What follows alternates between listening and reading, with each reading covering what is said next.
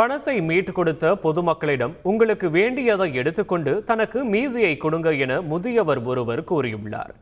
நாமக்கல் மாவட்டம் ராசிபுரத்தை அடுத்த கோனேரிப்பட்டி ஏரி சாலையில் இருசக்கர வாகனத்தின் பின்னால் அமர்ந்து சென்ற வயதான முதியவரின் பையில் இருந்த 500 ரூபாய் நோட்டுகள் சாலை முழுவதும் சிதறியது.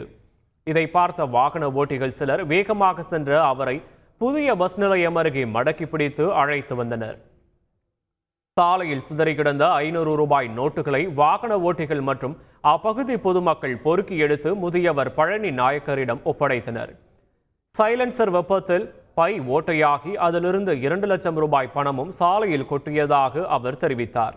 பணம் முழுவதும் தமக்கு மீண்டும் கிடைத்ததால் பொதுமக்களுக்கு நன்றி தெரிவித்த அந்த முதியவர், உங்களுக்கு எவ்வளவு வேண்டுமோ அதை எடுத்துக்கொண்டு கூட மீதமுள்ளதை எனக்கு கொடுங்கள் என கூறியது பொதுமக்களை நிகழ்ச்சியில் ஆழ்த்தியது.